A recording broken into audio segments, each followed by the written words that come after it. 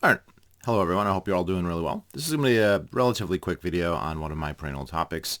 So recently, my roommate, he's married. He got married a couple years last year, and they had a lockdown baby. They got preggers as soon as the lockdown started, and they had a baby last December. Baby's doing great, really healthy.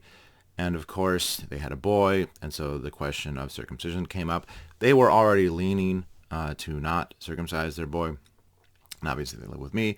But when they were going and getting all this figured out, they got a flyer from where they're going to deliver. Bedford Commons. So we don't live in Bedford. We live in Manchester, but Bedford is the bougie, rich next door city. So this is a form about circumcision, about getting your baby circumcised. And I thought I'd go over it because it's a pretty interesting document. See kind of how they're playing it. So like there's definitely been a shift here. Circumcision was taken for granted so much in the United States for much of the 20th century that it was very often just automatically done. In fact, if you didn't explicitly tell them to not do it, very often they just would do it. And sometimes even if they told people to not do it, they would still do it. There was a legal case, I want to say 20, 25 years ago, ironically enough, of a religious family, a religious Jewish family, who they'd had a son, and they definitely wanted their son circumcised, but they wanted him circumcised in a bris, like in the ceremonial, traditional Jewish way, where they have a moil and a rabbi and the family there, and they, it's a ritual. One of the things in the Jewish religion, you can't just be circumcised. You have to have the ritual bris, the Brit Milah. And their son was born in the hospital, and he got circumcised in the hospital. And they were obviously really upset, not that he got circumcised per se, but that he was then denied having this ceremony.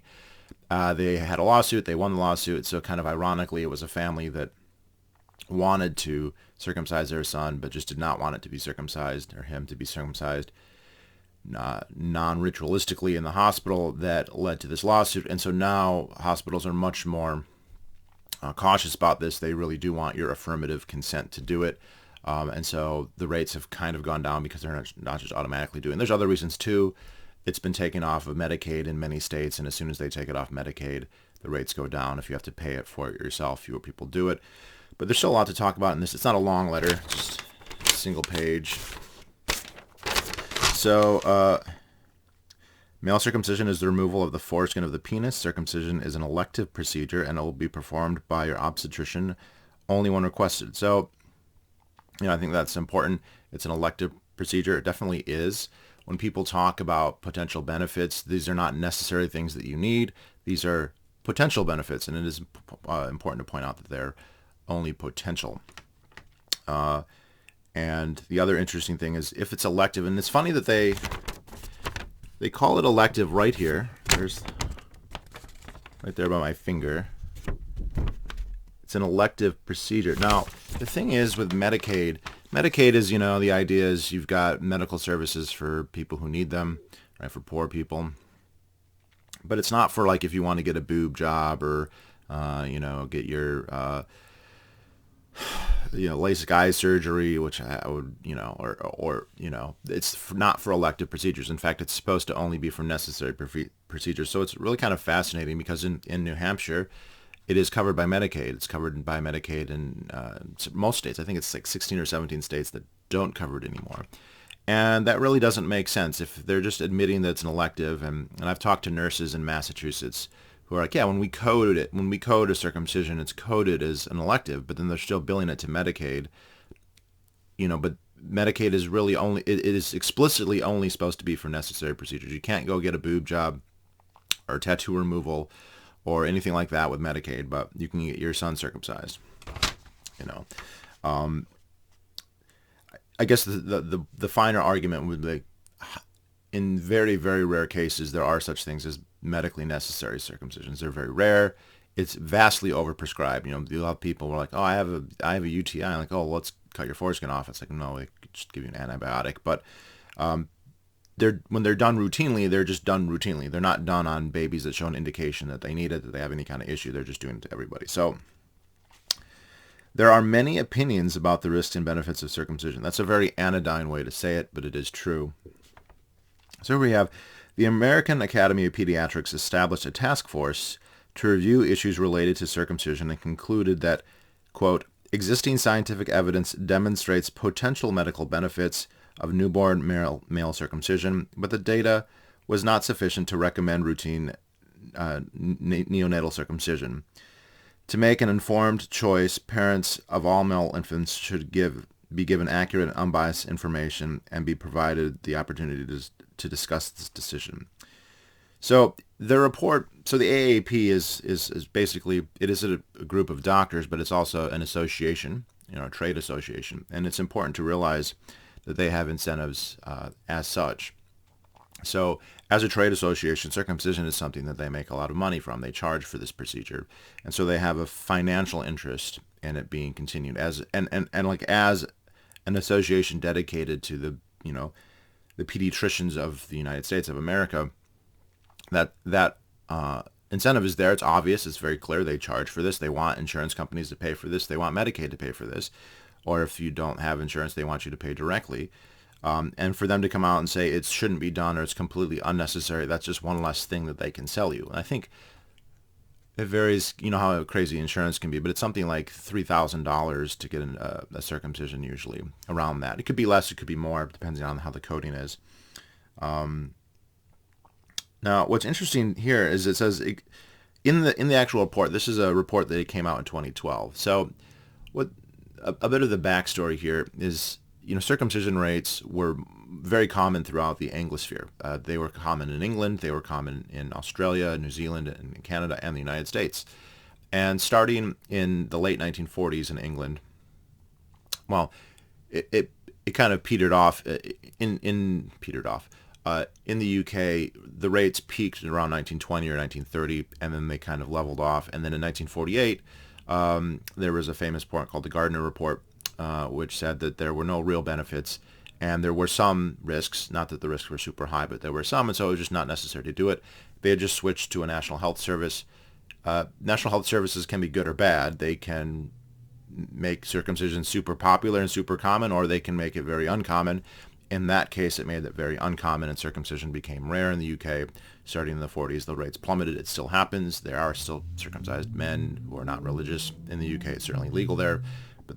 But the rates dropped, and then you had a delayed reaction in the rest of the Anglosphere. In Canada, in Australia, and New Zealand in the early 70s, circumcision rates started to drop pretty rapidly. In the United States, it was later still. The best evidence seems to suggest that the rates started to drop maybe a little bit in the 90s and more in the 2000s. Don't have great data on that, but anecdotally it seems to be true. And it was been dropping from Medicaid for a lot of states started dropping it from Medicaid around 2000, the late 90s. And I think what is important to realize is because it was becoming less popular, and there was getting to be more of a movement against it. People were starting to say, "Hey, why are we doing this? It's not necessary. His body, his choice, all that stuff." The American Academy of Pediatrics started to get a lot of heat, and they basically doubled down. They had this report in 2012. Now, they admit in the report, they have an interesting phrase.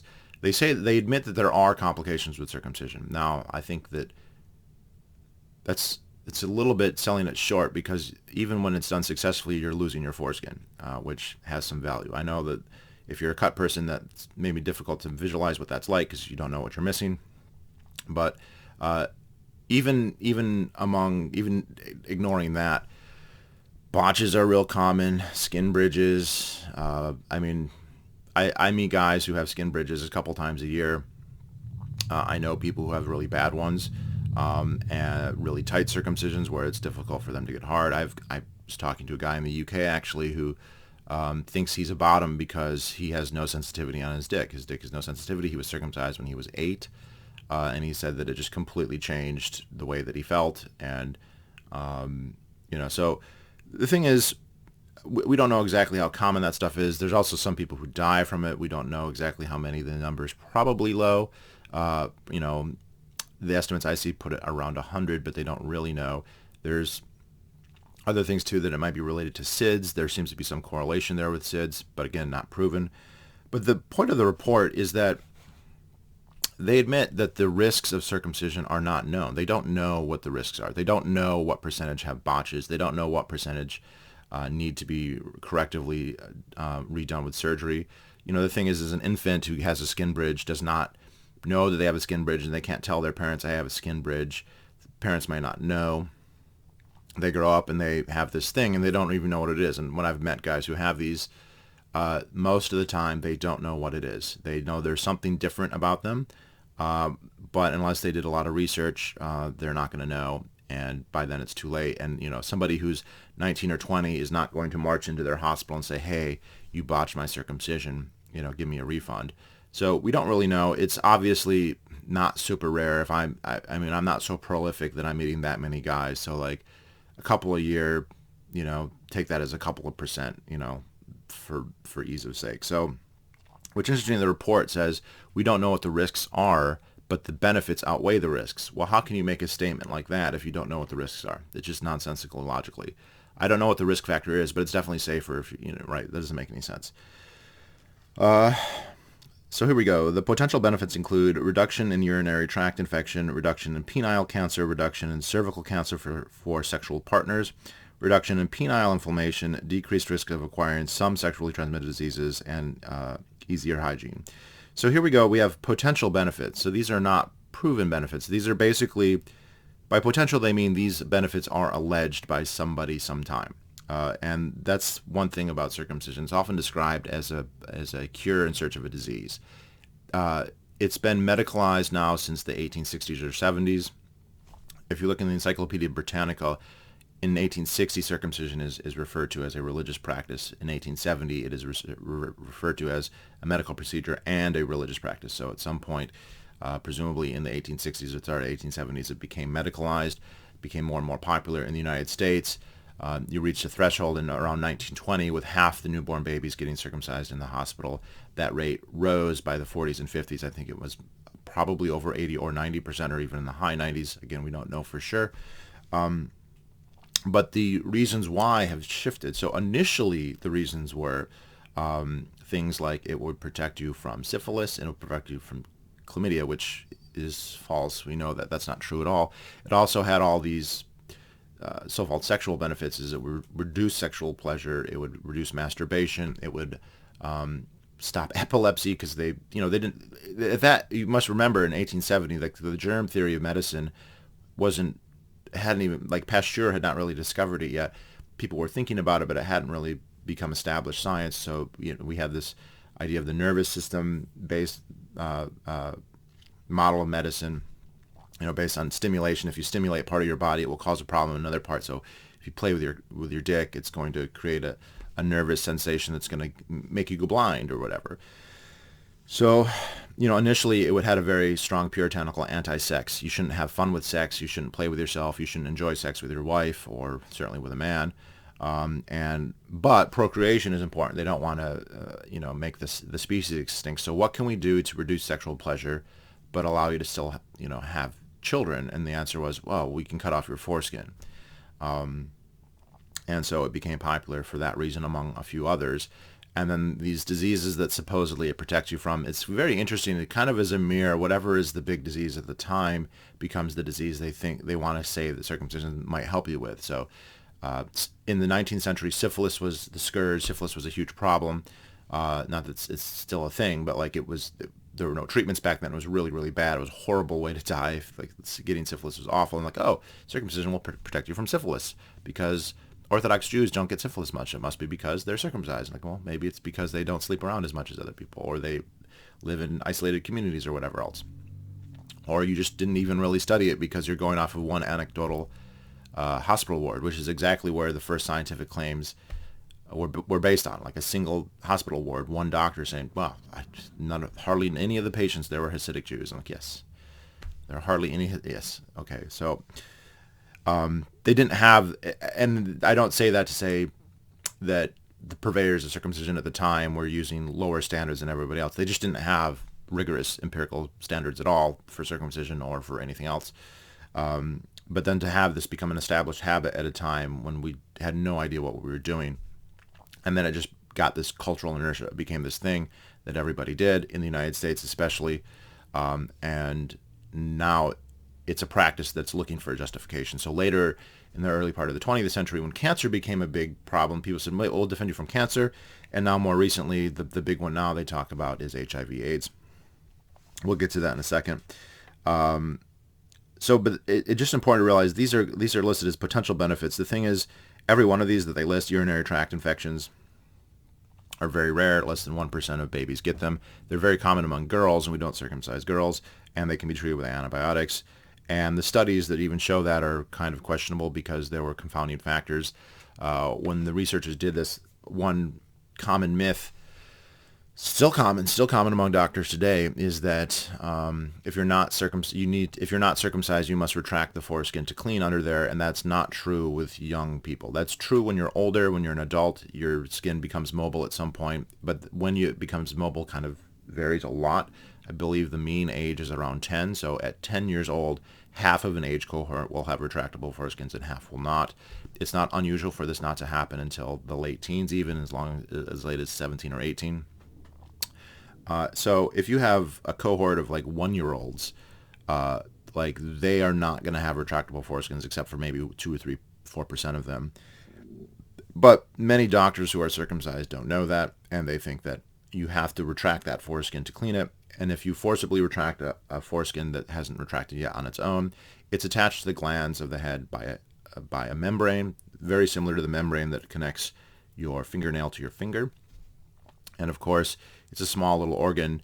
A big, strong adult can pull it back. It will rip and tear and be extremely painful.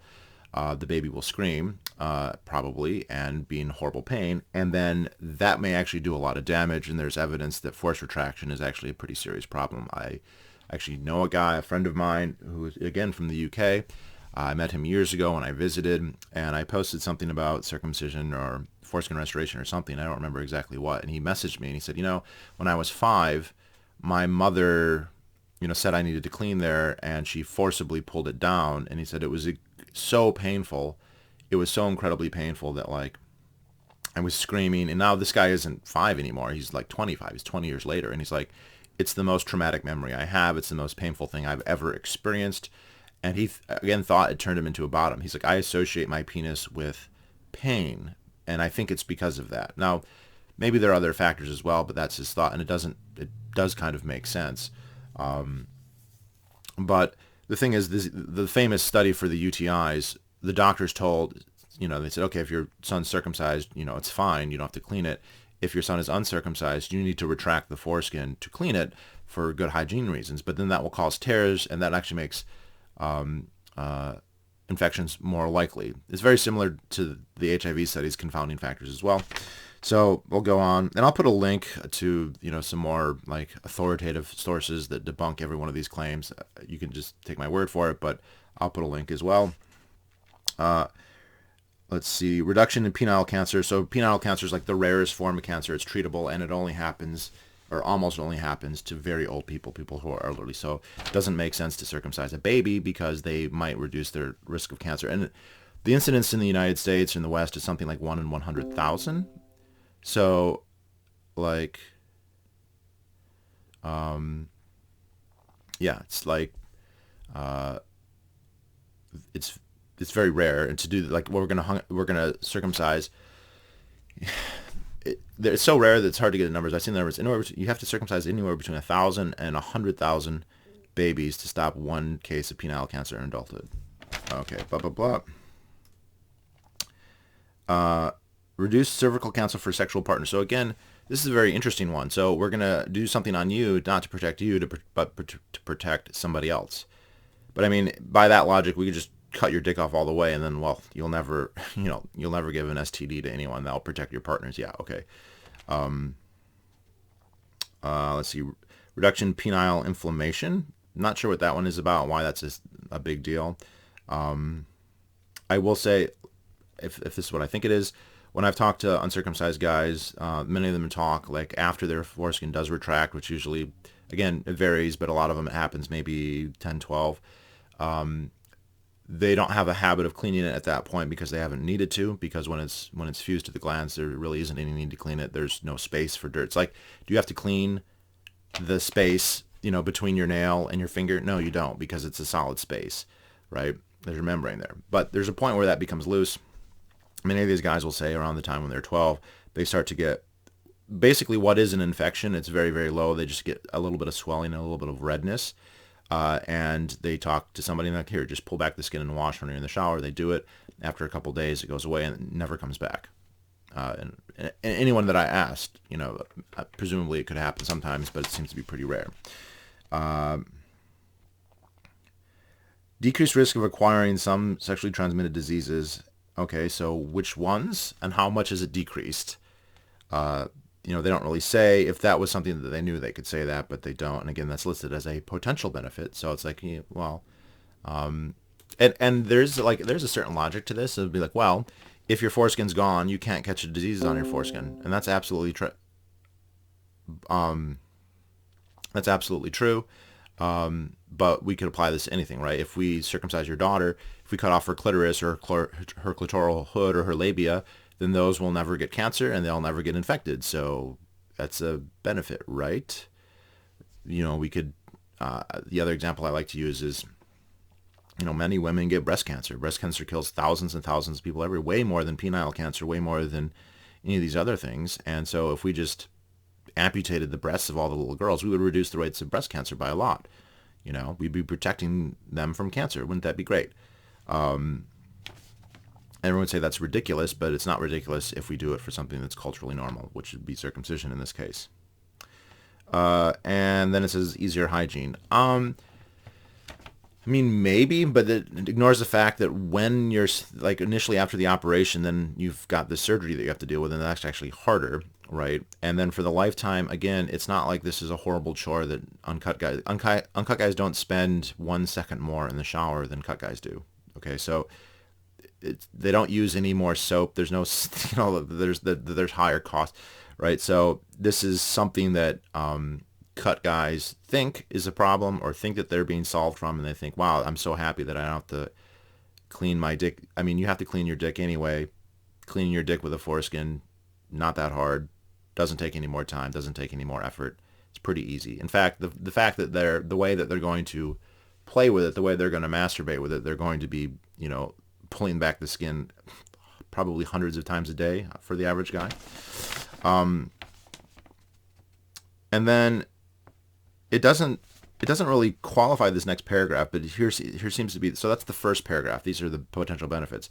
It doesn't say here the problems, but it says specialized sensory tissue is removed during circumcision, and some experts feel that some sexual satisfaction may be decreased. Others are against circumcision as the newborn does not have a choice in the decision. Well, it's good that they admit that some sexually sensitive tissue is removed. It's probably the most sexually sensitive tissue on the penis, and it's most of the sexually sensitive material on the penis, and the material that's not removed will become less sensitive as well. So your glans is not removed in penis unless they mess up, and that does happen sometimes.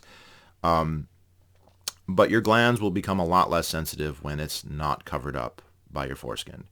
It's designed to be an internal organ. The glans is not covered with epidermis. It's a mucosal membrane. It's supposed to be covered up, and when it's not covered up, it will lose something like 80 or 90% of its sensitivity. So yes, you still have your glans, you just won't feel anything on that. And this is very clear anytime you deal with cut and uncut guys. When you deal with cut guys, you have to be much more rough and much more direct to gain any kind of reaction. With uncut guys, you can be very gentle, very sensitive, and get all kinds of reactions because it's just much more sensitive because it's covered up all the time. And as a guy who's done restoration, I can say that that's the first thing that you notice. When you start to cover up your glands, after a couple weeks, you start to feel a lot more. It's probably nothing like what you feel when you're uncut, but you feel a lot more. It's a lot better, and your orgasms are way, way, way better. So like a night and day difference, and that's only with a partial restoration. So yeah, that's definitely true. There's no question about that. That's just logically true. Like the idea that there'd be no sensory loss, it goes against all logic. You're moving tissue. It's not like it's inert tissue. It's not like your gallbladder or something that doesn't have nerve endings in it. And it's right at the tip of your penis. Like we evolved to have, to enjoy sexual pleasure, but for some reason we would have our penises not be. No, it doesn't make any sense. Others are against circumcision as the newborn does not have a choice in the decision. Yes, that's correct. It absolutely doesn't. And, legally speaking, that is a battery, right? If you're doing something that's medically necessary, that's one thing. If you're just saying, well, this is an elective procedure, we're just deciding to do this to you. We're just deciding to, and again, if we're just deciding to give your infant like a tattoo, you couldn't do that. It's funny. Like if you wanted to tattoo your infant's foreskin, that would be a serious problem. But if you just want to cut it off and remove it completely, yeah, that's totally fine. I'll put a link, but argument is that like it is actually technically a battery, right? You're doing something that's not necessary without the consent of the person. It's not in their fiduciary interest. It's just in the interest of the parents to further their religious or cultural reasons. And you can't, well, you want him to look like the father. Yeah, if the father was in an accident and his ear had been mangled, you can't go to your doctor and be like, yeah, we want you to mangle our son's ear so that it looks like our husband's. And also, like, do you think dads and sons are going to whip their dicks out and be like, hey, let's compare and see? Like, no, they're not. And if they did, they wouldn't care. So they put that one second. They don't even begin to cover like that. There's a whole movement of restoration people, that this is getting banned in other countries, that it's whatever. So when circumcision is performed, your infant will be given an injection of local anesthetic prior to the procedure and will suck on a sweet solution prior to and during the procedure to decrease discomfort. Yes. Having my penis cut off, but if you give me some sugary water to suck on, it'll be fine. They can't do general anesthesia for infants. It's far too dangerous, so they will do local anesthesia, and local anesthesia is not likely to prevent much trauma here. And then the other things, too, is even if somehow you were able to do this, and it should be pointed out, like, up until, like, the late 90s or the 2000s, the general wisdom was that infants were like vegetables that didn't feel pain. So a large number, a majority of circumcisions, I don't know this, but probably mine, probably yours if you were born before the year 2000, are done without any anesthetic at all. They're just done. And you can see, actually, one of the members of the task force on circumcision from the American Academy of Pediatrics, a guy by the name of Edgar Schoen, you can see an interview where he says, the baby is a vegetable. The baby doesn't feel anything. In which case I'm like, well, just do whatever then, man. Go, play with his dick, molest him. It's fine. He's not going to remember, right? It's totally okay. That's another weird thing. If you were to go and like start playing with a baby's foreskin as the doctor, like, oh, I like to play with them and touch them. That would be a serious crime. Like, no, I don't want to play with them and touch them. I want to put a clamp on it, crush it, and then cut it off. And like, oh yeah, that's fine. Good job. Like, does that reaction make sense? It's similar to like you can't tattoo it, but you can cut it off. Yeah, sure. So I have to question. I mean, it's hard to know how effective this local anesthetic is, but they don't even do that all the time. It's completely. It's the only procedure that's like completely unregulated, believe it or not. So like in New York City, you can't braid hair without a license, but you can cut off a baby's foreskin, and you don't need a license. You don't need anything. You'll be given instructions prior to discharge from the hospital on taking care of the circumcised penis at home. Right, because it just had surgery, so, it's prone to infection, it's prone to discomfort, it's prone to all kinds of problems. So to what degree does that completely overwhelm even the potential benefits? Not answered. Okay. And here we go. The most common yet infrequent complications of circumcision are bleeding and local infection. Okay, that sounds great. That sounds like that's at least as bad as the stuff that they said that are the potential benefits. Infection is usually mild and can lead to inflammation and resolves with local treatments. Well, wait a second. So it can cause infections, but we should do it to stop infections. And being uncircumcised can lead to inflammation, but getting circumcised can lead to inflammation. So what are the rates of those? They don't know. Noah says if they completely counteract each other, there's no indication of it here. In very rare cases, more serious complications such as trauma to the penis requiring reoperation or life-threatening infection can occur. Sounds pretty serious for a bunch of potential benefits that you can't really quantify or qualify. But also, it's always traumatic, right? You're inflicting a trauma by any definition. Even if the local anesthetic worked well, just administering the local anesthetic is traumatic, and then the aftermath is traumatic. And we actually have good data on this, that infants who are circumcised, whether or not they use local anesthetic, their sleep schedule is interrupted, their breastfeeding schedule is interrupted, their bonding with their mother is interrupted, their sensitivity to pain is interrupted. There is a famous study in Canada. Workers were immunizing basically 1-year-olds, and they were noticing that the boys were reacting much more strongly than the girls. They'd give the girls the immunization, and they might squirm. They maybe didn't like it, but it was not such a big deal. They'd do the boys, and they would just lose it, go crazy, screaming like nuts. And they thought, oh, maybe boys are just more prone to pain. They did a study, and it turned out it wasn't all the boys. It was only the boys who had been circumcised. The boys who had been uncircumcised had the same reactions as the girls. They didn't react that heavily. And so what you're talking about then, since there's probably nothing about circumcision that in particular affects immunization, what's really happening is that they have basically a lower pain threshold, and more things are painful for at least a year after. Okay, that sounds pretty bad. And there's a good book by Ron Goldman called Circumcision, the Hidden Trauma, where they go through what can babies feel, what are neonates capable of feeling, what are their senses like, what do they understand, at least neurologically, if not cognitively. And there's absolutely no question that it's a trauma. And the worst time to inflict a trauma on somebody once they're born is right in the neonatal period. Right? It's bad to slap a 12-year-old. It's not a good idea to slap a 12-year-old or put them through a traumatic experience. That's bad. They'll remember that, and they could have reverberations. But the younger you are, the more those ripples go out, the more important, the more impactful it is on your development. Okay, so that same trauma, when applied to a neonate, is going to be much worse. Even if they don't consciously remember it, it's going to have developmental ramifications for the rest of their life. The appearance of the circumcision may vary. Infrequently, the circumcision may be revised for either medical or personal reasons. Yeah, and this is another thing. Shouldn't he get to pick what his penis looks like? Why are we going by what the parents like? Again, could you imagine doing that to your daughter? Like, yeah, I don't want my daughter to have big labia, so can you go ahead and, trim up her labia majora because, I don't think that they should be long? Wouldn't that be like... Even saying that sounds really weird, but again, well, we want to cut his foreskin off so he looks like me. Really? Are we going to take a picture of your dick and then... And here's the thing. You don't know, looking at a baby's penis, how big that thing's going to get, how much it's going to grow, if he's going to be a shower or a grower, what the ultimate dimensions are going to be.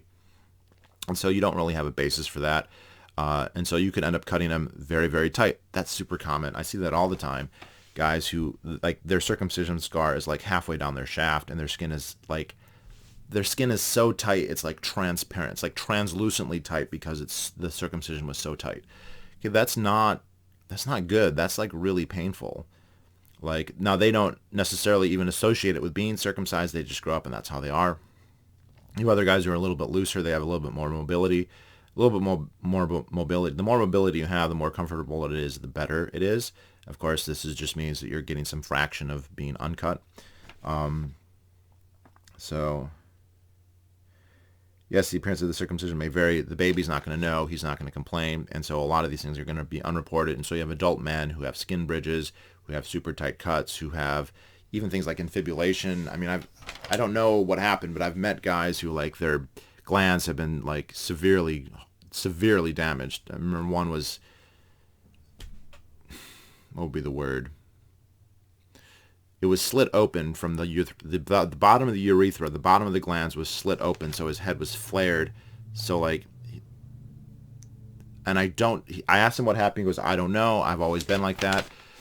Unless it was a birth defect. But he had been circumcised, so it clearly had been I don't think it was a birth defect. He must have had very, very likely was a botched circumcision that he didn't know, never got reported. And he just goes on with his life with his fucking glands slit open. How rare is that? I don't know. But the skin bridges are pretty common. I see those regularly. Some of them really bad. I've met guys who, like, the entire base of the glands all the way around almost, or 75% of the way around, is covered in skin bridges. That's not cool. They don't like it. They know they look weird. They're self-conscious about it. And it's painful and potentially causes infections. I know one guy at the nude beach, his skin bridge was so big that he started to wear jewelry through it. Like, he would wear, like, discs and rings and stuff in it. He goes, well, I might as well take advantage of it. Like, I'm glad he got the most out of that, but, come on. Some health plans do not cover circumcision as it may be considered a cosmetic procedure. But it says at the very top, circumcision is an elective procedure. So, cosmetic procedure, please call your health plan to find out if the procedure is covered.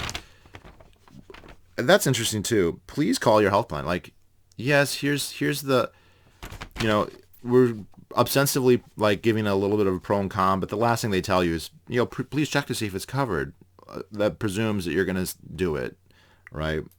Or like, how about really think about this? So I'll put a link in the description here to something that will cover all these basically point by point. So the thing is, this 2012 AAP report, everybody who was on that thing is circumcised. They all have been circumcising babies. Most of them are Jewish, or maybe even all of them are Jewish. One of them even said he circumcised his own son on his dining room table, not for any medical benefits, but because he saw, quote, 3,000 years of my ancestors looking over my shoulders. You don't think he had a cultural bias or a fiduciary interest in declaring circumcision normal and justified? Absolutely, he did. These guys are morally culpable for having done them and having promoted them, and they're financially culpable because they make money doing them.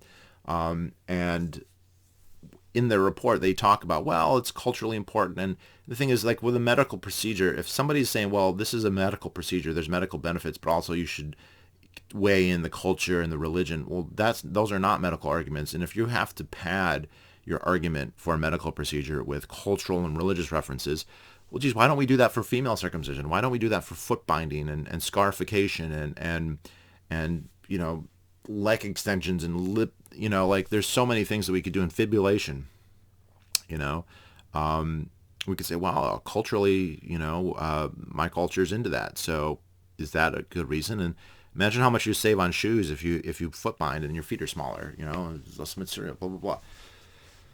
Like, so let me see, where do I have this? Where did it go? There we go. Yeah, so I'll link this. It's an abstract about, they just address everything in the American Pediatrics. Tons of references published by doctors.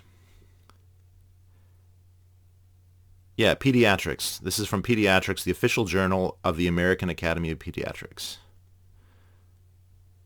Cultural bias in the AAP's 2012 technical report on the policy statement of male circumcision. So they published in their own article. That's kind of bad.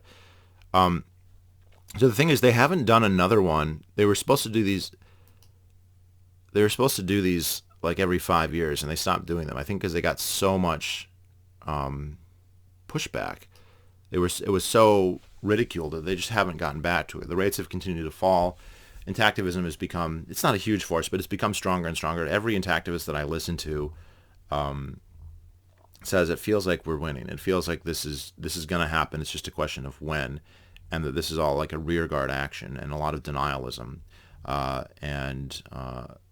Yeah, so the stuff that they list here, they don't give any of the history. They don't give any of the movement against it. They don't give any like, they say all these potential benefits, and like, yeah, they're really weak. The HIV stuff in particular, the HIV stuff, I could make a whole video on that, but we'll just say one thing.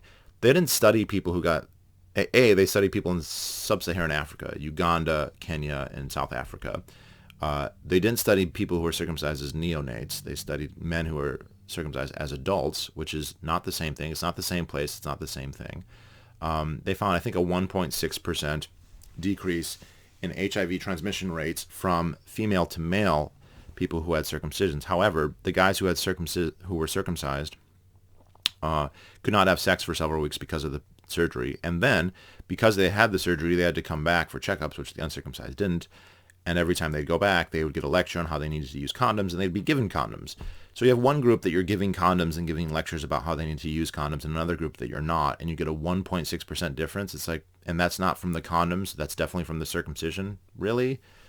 Doesn't make a lot of sense. They also didn't track where they actually caught it. So if an uncircumcised guy caught HIV for some other reason, maybe he did drugs, maybe he it wasn't as straight as he said, and he engaged in receptive anal intercourse, he could have gotten HIV that way, and it wouldn't have anything to do with the fact that he had a foreskin or not.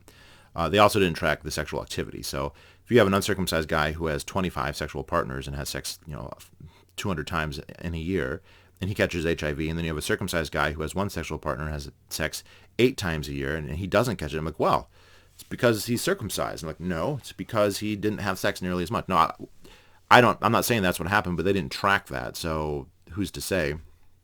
The other thing is that same study, they were trying to study like in parallel, the transmission rates of from males to females, and in that group, the circumcised group was giving the females were catching HIV more. Now, if that's true, that would completely counteract in terms of spreading of the disease. But they decided because that was happening, that was unethical, and they canceled that study and didn't publish the results. So if the study looked like it might show a benefit to circumcision, that gets published and then gets promoted in the Bedford Commons letter 20 years or 10 years later. But if it shows that it's negative, that it spreads it even more, then, well, you don't hear about that one as much. And the other thing is HIV in the United States and the Western world is largely not a heterosexual disease. It's a homosexual disease. It's largely a disease of bottoming and being a bottom and getting it from being a bottom. And that has nothing to do with whether you're circumcised or not. If you're uncircumcised or circumcised, you can still and will still catch HIV from receptive anal intercourse. So no protection there. They even say that in the studies, the HIV studies, like, we didn't study this for homosexuals. There's no evidence that it does anything for them. Well, that's the disease that we're talking about. If we're talking about HIV in the West, that's what we're talking about. So they like to promote that, but those studies really don't show what they say. They're very, very minimal, ethically questionable, and it's actually kind of revolting what they did there. So, but you see that in this little thing? No, they say, oh no, there's some things, and then also please check if it's covered with your healthcare. But the moral of this story is that my roommate and his wife did not circumcise their son. He has his foreskin, and he will have his foreskin for the rest of his life. And if he ever wants to get rid of it, that will be completely up to him and not their choice. And he can make those decisions himself. And we know, of course, he very likely won't. If you're circumcised and you say you're happy with it, you should know that if you've been uncircumcised, the chances that you would decide to get circumcised later are very, very low. Even in a country like the United States, which has historically, although this is now starting to change quite notably, stigmatized foreskin, most uncut guys do not get circumcised. They enjoy their foreskins too much. They like them. I have a good friend who's Jewish, identifies as Jewish, but he was born in the UK. He was born underweight, so he wasn't circumcised as a child. His parents never got around to it. And he speaks Hebrew. He wants to live in Israel. He's like all about that. I'm like, are you going to get circumcised? He's like, hell no. He loves his foreskin. It feels great, and he can't imagine not having it. And your son will be the same way when you don't circumcise him. So anyway, that's it for now. Pretty long video. I'll put links to that. I'll also put a link to a description to a article by a law professor just saying that it's probably legally an assault, and we're just kind of like overlooking that. And then also the publication in the Pediatrics Journal. So anyway, I want to thank you all guys for watching, and have a great weekend. Goodbye.